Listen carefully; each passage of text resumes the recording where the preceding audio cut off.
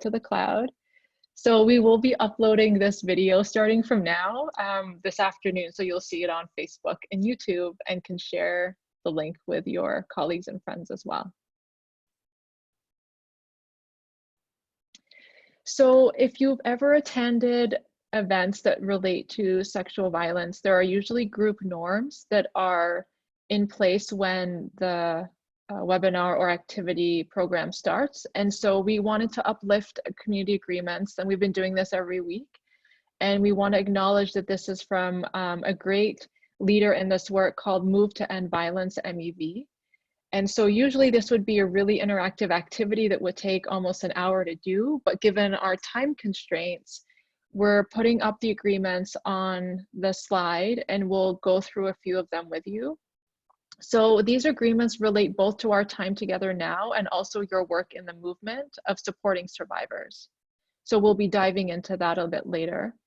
But a few things to reflect on during this webinar is to push beyond your growing edge. So really challenge yourself with the content that you're hearing and being able to learn. And at the same time, number 7 is find depth without drowning. So being aware that we all learn at our own pace and to trust your process as you learn. Being committed to staying the whole time, number 9. So knowing that this movement requires advocates like us to stay the whole time. And finally, one more maybe to uplift is simultaneity, the fact that multiple truths can exist at the same time. And so being aware of these during the webinar, and we will come back to these as we go through the content. So in summary, the last 3 webinars built up to this one. Webinar 1, 3 weeks ago, focused on foundational information about sexual violence in Muslim communities. Webinar 2, we brought in attorney Aisha Rahman, who has extensive experience working with Muslim victims, and she shared Islamic perspectives on sexual violence. And then last week, our colleagues Aisha and Nabila explored power and control as a root cause of sexual violence and barriers facing Muslim survivors. And so that means for today's webinar, we'll be focusing on responding with RAHMA, which is an Islamic framework to support survivors. So by the end of the webinar, you will hopefully understand the RAHMA principles. You would have applied it to a case study and had practice with it. And finally, we want you to reflect on your role in responding with RAHMA and the fact that learning continues beyond this webinar. So those are our hopes for today. Now, in terms of, before we dive into the conversation, there's a term called being victim-centered. And this term is quite commonly used when supporting survivors of all faith background, and we wanted to explain what that means. So when we talk about being victim-centered, that's the systematic focus on the needs and concerns of a victim, all the way from their initial disclosure at the very beginning, up until and including any healing services they seek, any legal services, and anything that they may need on their healing journey. And so victim-centered means that we are giving control back to the victim because sexual violence takes control away, and that we are empowering them to make decisions on their journey, and we're there as a support. So that's the definition of what we mean by when we say victim-centered. It's quite holistic.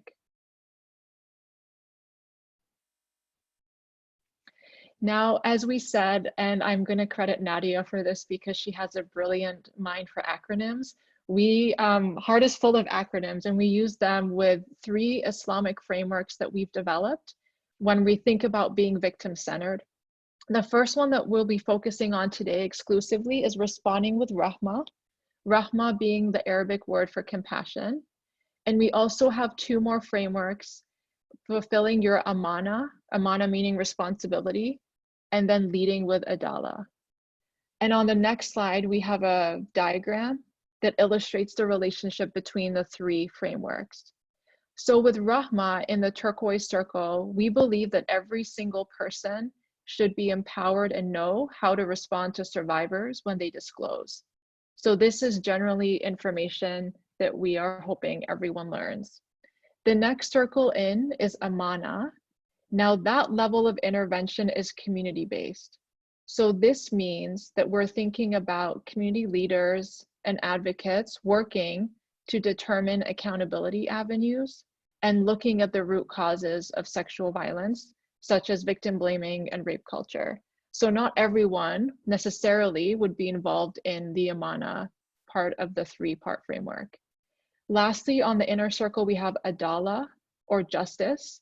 And so this is reserved for leaders at institutions who are partnering with professionals in the field and survivors to build victim-centered spaces. So this would look like imams, chaplains, executive directors, people on boards of organizations, really looking at how their institution can support survivors and create avenues of accountability. So as I mentioned, we're focusing on RAHMA because that is a skill that we believe strongly that everybody needs to have.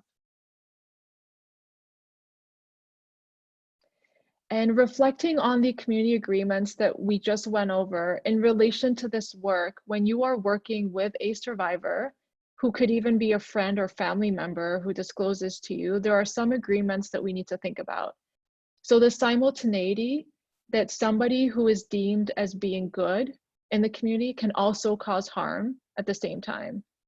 The fact that you will struggle together with the person that discloses to get them the support they need. The fact that there is no quick fix, that RAHMA is not a one-time framework that you implement and that the survivor has what they need, it's ongoing. Listening with respect, which is part of the framework itself, is imperative to the RAHMA principles. The fact that there's no hierarchy. So even though you are providing support, the goal is to provide control back to the victim. And finally, as an advocate, we have to find depth without drowning. So knowing that we're not counselors, that we're not legal professionals, we're not healing professionals, what the boundary of our role is so that we can refer the survivor out if they need anything more than what we can provide. And from there, I'm going to turn it over to Nadia. Thank you so much, Samira, for laying the foundation for that. I'm so glad to join today and share some of this work. I know in the last 3 webinars, the facilitators talked a little bit about the context and the nuances that are related to Muslim survivors of sexual violence. We talked about barriers that they may face, why they may hesitate to disclose, when they disclose, some of the barriers that they experience. And now we want to turn to thinking about how to actually responding to survivors who may disclose. So too often we've heard survivors share stories with us about how they received responses from service providers, from law enforcement, from advocates, even from family members and community members that fell short. Many of them were met with judgment or sentiments of Islamophobia or xenophobia. Many of them were shamed or blamed for being in the situation that they were in. And more importantly, especially if we're talking about mainstream services, they often shared that their religious beliefs or values were blamed for their abuse. And so really we want to uplift the fact that, you know, in the past webinars, we've talked about how diverse Muslim communities are and the impact of stereotypes, particularly through gendered Islamophobia, which is the way Islamophobia in particular impacts women, can, have a significant impact of adding to implicit bias. How mainstream media, how mainstream services portray Muslims really can impact the way that we ultimately respond to survivors who identify as Muslims. So we wanted to build a simple framework for responding to Muslim survivors of sexual violence. And we decided to choose the Arabic word rahma, which is a core value of Islam. Rahma means compassion. And it's a core value, one that even we believe is a divine quality. And Muslims are encouraged to sort of practice that compassion with each other in the communities that they live and work in. And so, you know, how you respond in the moment of that disclosure, you know, obviously can have a very long-term impact on whether or not the survivor is able to continue with their healing journey, to get, you know, pursue avenues of justice, etc. And not believing a survivor can further exacerbate their trauma and their spiritual guilt that they're feeling. And so the framework is really simple. Again, Samira did mention about how we love acronyms at heart, and we, you know, really wanted to reclaim one of these values and put it at the core of how our community should be responding to those who have disclosures of sexual violence, especially, but also we've learned as we've tested out this framework that this framework is actually useful for any sort of sensitive disclosure that a loved one or a family member or a community member may be bringing to you. So with RAHMA, we have a 5-step framework where the first 2 steps are literally just, you know, listening to the survivor and affirming and validating and believing in their experience. The third one, which is honor cultural and religious values, is really key and is another way to sort of help the survivor feel seen. Acknowledging that we understand that you are coming from a certain cultural and religious worldview. We understand those values are very important. This is not the time to shame someone. And we're actually going to go into detail about what that actually looks like. The 4th step is maintaining privacy. And the 5th step is the action-oriented step of the framework, which is actually assisting the survivor with knowing their options and providing them with resources. So going back to the first step, you know, responding by empathetically listening. So this really is a very important step to just show the person who has disclosed to you that you know you've heard them, that you reflect back the emotions that they're feeling and what they're telling you, and maybe clarifying what they want from you, right? So it's really attempting to understand how they felt during what they're describing, you know, saying things like, thank you for trusting me with your story. What you've shared with me sounds, you know, as if you are confused or you are scared. I am here to help, right? Just really responding that you've heard what they have said, maybe even repeating back some of the details that they shared with you without adding in your own. So the second one is affirming and believing. So really affirming that it's natural for them to feel alone. It's natural for them to feel scared, confused, validating their confusion. And there are many ways to say I believe you without actually saying I believe you. Now, I have to say that I believe you is a very powerful statement. And I understand that, you know, folks feel uncomfortable saying that, but there are a lot of other ways to also say, you know, the same thing. You are not alone. What you're feeling is normal. I understand you're confused, and you know, I can believe that experience is really scary for you. And so really just affirming and letting them know that what they experienced warrants the feelings and emotions that they're experiencing.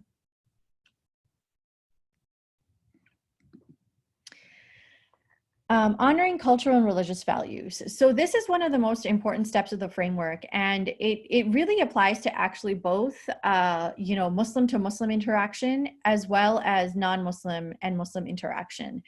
It's really, really important to meet the survivor where they're at. You know, this isn't a time, I mentioned before, to shame them or judge them for the cultural or religious values that they may feel are important, even if those values seem contradictory to you or misinformed. It's not a time to tell them that their beliefs are wrong. So, for example, if someone is worried about, who will marry them now, it's not a time to tell them that those are backwards patriarchal beliefs, but instead it may be more empowering to acknowledge that perhaps this is something that they will be thinking about, and actually acknowledge, for example, by saying something like, I understand that you may be concerned about your future marriage and how this experience may impact it. Or, I understand that this is an important part of your community and it is completely understandable that you're worried about that. It's not a time to change their belief or even correct misinformation. If it seems like the person is ready to hear it, it may be possible for you to offer an alternative view in a compassionate way. But of course, that absolutely is also context dependent. So maintaining privacy, I know that as advocates, this seems to be very intuitive, but it's very, it's very it's not surprising how often this is sometimes the hardest sort of element of the framework to uphold, particularly in Muslim communities that are very small and tight-knit. So even when, like, let's say somebody in a leadership position or a board member received a disclosure, and they're seeking the help of, a counselor in the community, or they're seeking the help of, another member of the organization, even if they try to de-identify the situation and sort of ask about the situation in a very vague way, it's so often and so common for people to be able to connect the dots about who they're talking about. And so it's really, really imperative to really think about taking privacy to, extreme levels when it comes to working with tight-knit communities and Muslim survivors. And then assisting with providing resources and information. This is where we get into the action. The first 4 steps are literally just meeting the survivor where they're at and making them comfortable, making sure that you've heard them, making sure that they are affirmed, and maintaining their privacy. And this is where, you can be resourceful in providing them with their options. We do have an avenues of support flowchart that we'll be introducing in later slides that is available on our website. That is very, very useful. It's a 1-page document that just lays out all the different options that survivors have, from seeking help from law enforcement, to filing a civil suit, to seeking trauma-informed counseling, to even doing nothing. And of course, we want to acknowledge that at this point, there's a decision that has to be made as well about who the survivor is. If the survivor is a minor, then of course, assisting with providing resources will look a little differently because of mandated reporting guidelines as well. So if we're talking about a survivor that is also a minor, those additional elements have to be taken into account, and also additional conversation around what it means for you to actually have to reach out to the authorities to report this situation, while also still saying, I'm still available to provide you with connecting you with trauma-informed counseling, or any of the other kinds of resources that are available. And then of course, if it's an adult survivor, then we always recommend that the survivor be in the driver's seat, and that they always have the control and the power to make decisions about their healing and justice journeys without input from you. So really giving them the full decision-making process, and understanding that this is where you might struggle together, because you may be really feeling like the survivor should absolutely file a police report or should absolutely go to the hospital and get a rape kit, and the survivor may not be ready to do that, or ever ready to do that. And that is something that absolutely needs to be respected and upheld. So now we just want to make this totally interactive at this point. We've talked a lot about the RAHMA framework, and we want to now kind of ask you all reading this scenario, which I will read out loud, to put in the chat box how you would respond using each steps of the framework. So we have slides that will take you through that. So a young woman is assaulted by her fiance and does not disclose what is happening to her parents, given that their wedding is approaching and the plans are already set. That Friday, she attends a congregational prayer and hears the imam talk about zina, premarital sex, as being any sexual contact. The khutbah, the sermon, adds to her feeling of being blamed and shamed for bringing this upon herself. She is afraid to go to the police because her fiance and person who's done harm to her is a Muslim male immigrant.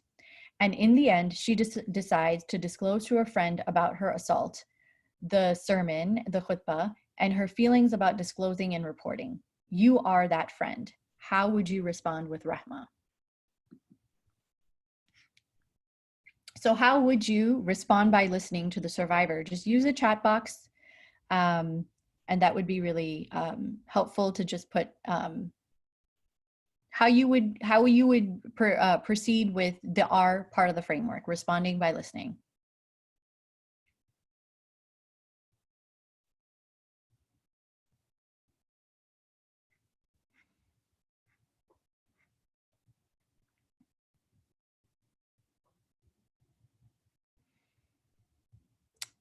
Thank her for sharing this with me and let her know that she is safe to proceed further. I would ask her if she wanted any advice on how to move forward. Thank you for sharing. Tell her that I believed her. Great. Listening, asking how I can help. Perfect.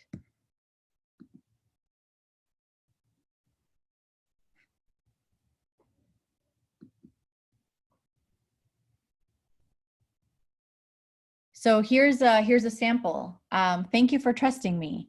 You've been through so much lately, and it sounds like you don't have the support you need. Or, I'm sorry for what happened to you. It sounds like you're holding a lot of fear, blame, and shame. I'm here to support you as much as I can. Some of the things that are not helpful is making it about you, right? So why didn't you tell me earlier? I'm your close friend. You have to call off the wedding and tell your parents right away, right? Like really just telling, being very directive in what they feel that the survivor should be doing.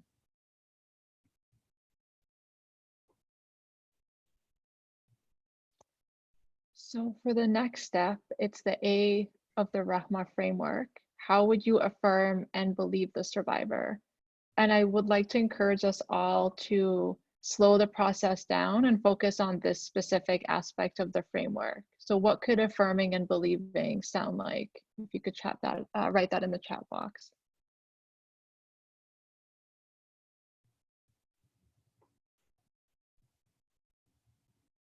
And I see a really great question from Joanna, which we're actually going to address in the letter H. So thank you for asking that.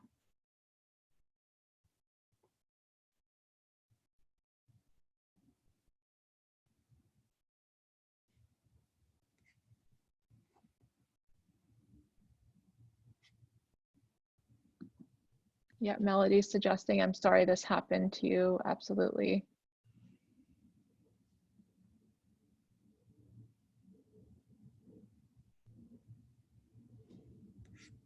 You are allowed to feel confused and conflicted. I'm so sorry. I believe you and will try to help you in any way that I can.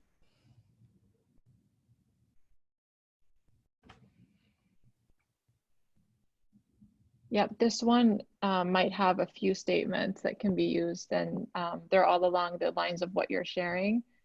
So I believe you and I'm here for you. You're not alone. And thank you for telling me I believe you. And as Nadia said, the words I believe you may sound very simple and cliche with survivors, yet I think like Nadia was saying, it has such profound impact. And it can really set the foundation. Some things that would not be helpful would be saying things like, are you sure you guys just didn't have sex? So questioning what the story and her experiences that she's telling you, or also saying things like, well, you were raped, you've got to tell the police. And acknowledging that while those feelings may come up and that's human, that again, your role is not to be in control, is to let the survivor and victim steer the car down their road.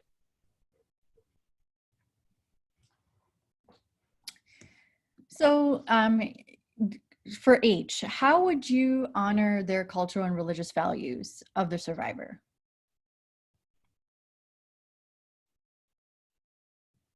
Specifically, we're, talking about her concerns about her wedding being so close.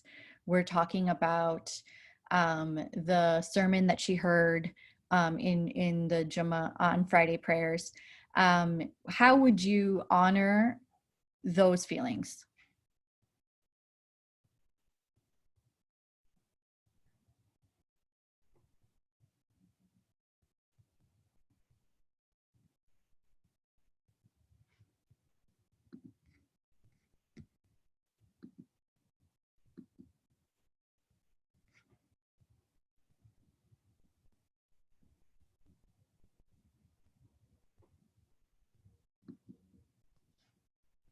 I would ask her where her feelings are in regards to the wedding rather than assume they changed. Affirm and honor her feelings about zina and marriage.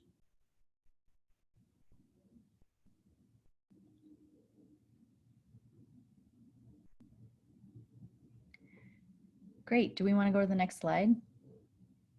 Let her know that you can see how conflicting and complex the situation is for her, and that you will support her with any social repercussions that she may face, that her safety is your priority.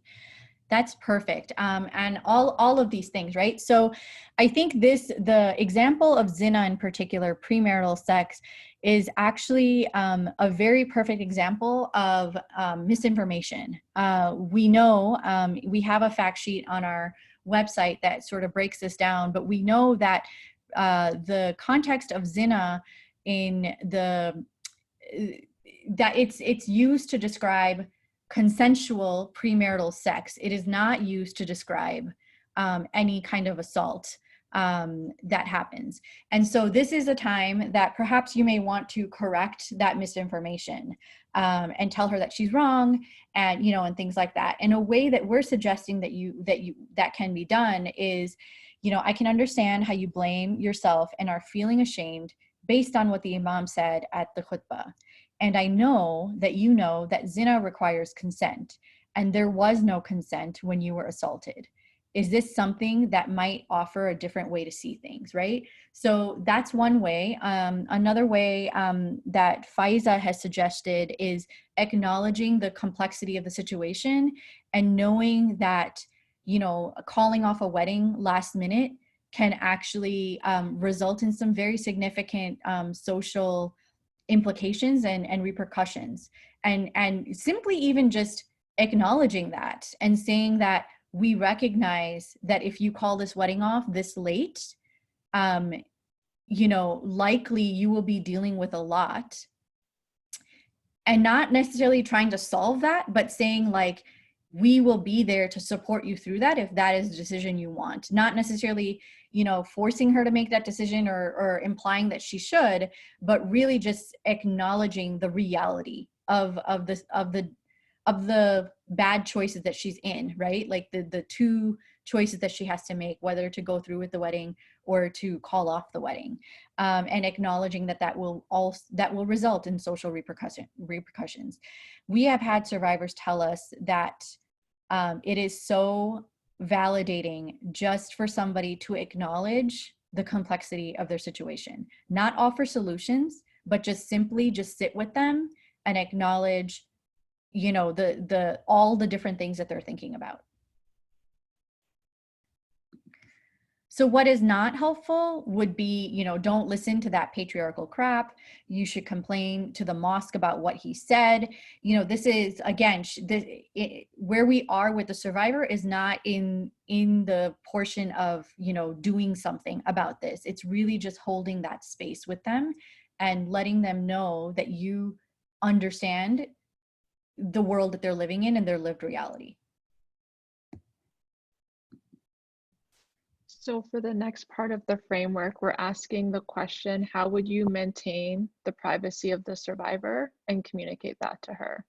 And there have been a couple of comments about the difficulty of privacy in Muslim communities. So how would you respond about privacy to her?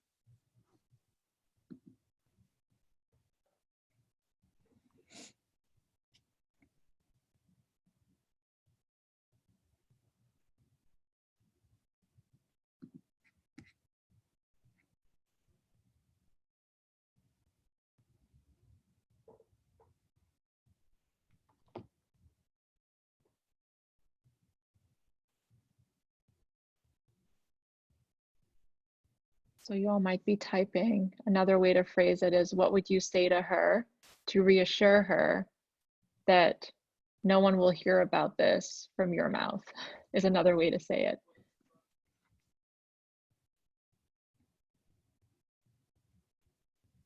Monica, yes, I would assure her that I'm not going to make a move without her and honor that this is her experience, not mine. Absolutely. That's such a profound and simple way to state privacy. I would reiterate that I won't share anything she's told me without her consent, and that her words and experiences are safe with me. Yes. Again, such simple words, yet definitely they have profound impact with the victim and survivor. So something that we, along the lines of what you all suggested, is acknowledging, I know that it's a tight-knit community and you're worried about people finding out, and what you tell me is in confidence. Thank you for trusting me with your experiences. You can trust me with being confidential. And so this is imperative that they hear it from you, because as and the case study suggested, it was already a concern that she had, was about people finding out. And like Arlene and Jenna said, let her know that it's her decision about what to do next, and that you won't take action without her requesting consent. What is not helpful? Talking to your family members, friends, partner, etc. about your friend's disclosure, even though you may think that they don't know them, they might. And regardless, when you are being disclosed to, it's actually unethical to talk about somebody else's experiences when they've disclosed it to you. Another thing of what is not helpful is, even though you have the intention of reaching out to somebody who's a professional, a counselor, etc., about resources, you would not want to share their story without their explicit consent. Even by, and as Nadia said, anonymizing it, it's not guaranteed that they won't know who you're talking about. So good intentions can have impact. So absolutely, without the survivor's consent, nothing is said about their disclosure. And yeah, and just to follow up on that, like, you know, even when folks, let's say it's somebody who doesn't work, you know, they don't work in social services, and you know, they're receiving this disclosure for the first time, even saying something as simple as, you know, I have a friend who's a counselor. Is it okay if I share your story without your name, to get more, you know, information for you, right? Like asking them to, before you actually share, even in a de-identified way. And if they say no, then of course there are other ways that you're going to move on to A, which is how would you assist with providing resources and information. So use the chat box, please, and tell us how what you could possibly offer this person.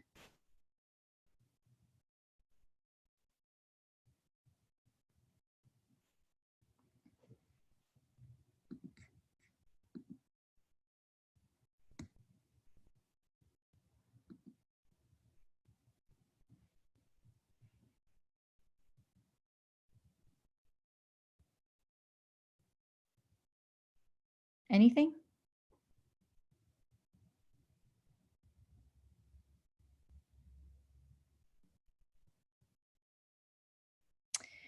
DV local agency, great. I would tell her there's a help and multiple options, and it's her choice to choose, but I will be there every step of the way. Sharing a list of victim service agencies, local resources, great, thank you. Yeah, and so just, you know, is there anything I can help you figure out? Resources like counseling or talking to a distress center counselor about what happened? Do you want to talk about what you need and how I can help? You know, And also, like, it may even be helpful at this moment to, you know, share websites or hotlines or, you know, other written resources that you know about, just so people feel like they have options. What's not helpful. Sorry, I just need to switch interpreter, Nadia. Oh, sure. 1 second.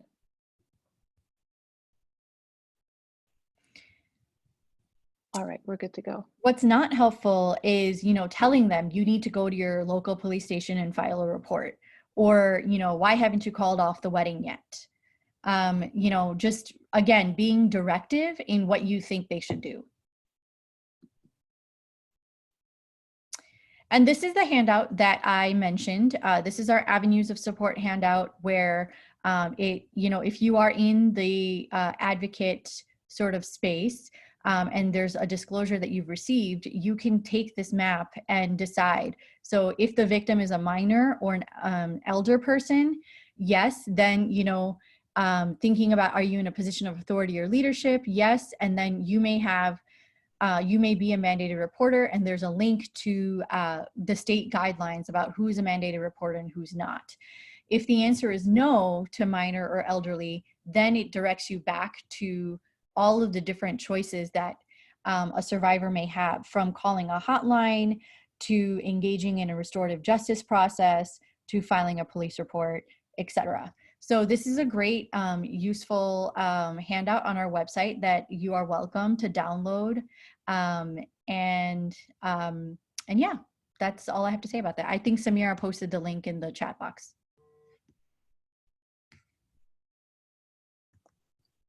So, wow, that brings us to the end of the webinar. So a couple of things as we wrap up. Like we mentioned, all webinar recordings will be available on our Facebook page. If you search Heart Women and Girls, you'll see them there. So I'll be posting this in about an hour or so. Also, we are going to be launching virtual iftars through the month of Ramadan. So the event information will be published this afternoon as well. That also coincides with a toolkit that we're releasing next week about self and community care during the month of Ramadan with COVID happening. We also have a Zakat eligible fundraising page if you'd like to support our work and be able to give a Zakat or religious donation during the time of Ramadan. And we will be starting up webinars again, hopefully after Eid. We've received a lot of feedback about topics, so we're thinking about diving into trauma and also child sexual abuse. And so there will be a survey link that will pop up on your screen after we close out the webinar. So if you could please take 2 minutes to fill that out. We have about 60 people on this call, so we'd love to hear from you how it went and any suggestions for future topics. Finally, Nadia and the research team at Heart has worked really hard to create what we think is one of the first and most comprehensive online surveys about sexual violence in Muslim communities. And so if you enter this link into your browser page, it does take you to the survey. It is anonymous and confidential, and there are 4 basic criteria that you can learn about. So if you are a non-Muslim advocate on this webinar, if you could please spread that to your colleagues and friends. And for those who identify as Muslim, we would love to hear from you and share this with your friends as well. We're really hoping to find more information about what survivors need so that we can better able to support them. And this is our contact information. You can feel free to take a screenshot or a photo. It was great to have you all and share the space virtually with you. We want to thank our 2 great interpreters, Leah and Cheryl, for their support for this webinar. And that is everything. We'll hang around for about a minute or so. I'm going to stop sharing the screen so you could see us as well. And have a great rest of your day.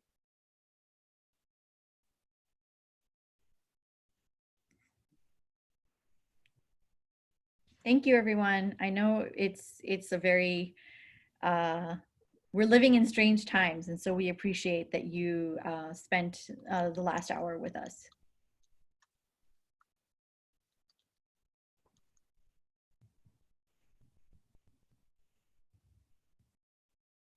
Thank you all for your kind words too.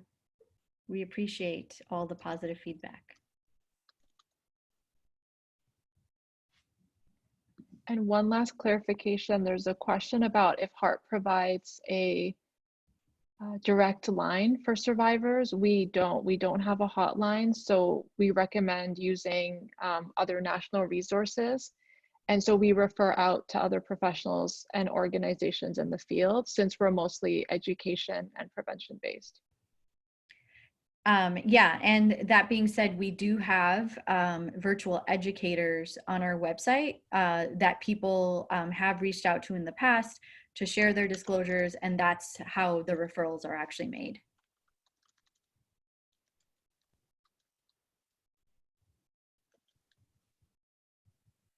All right, I think we'll close out. Take care, everyone, and Thank we you. hope to see you soon. Bye-bye. Bye.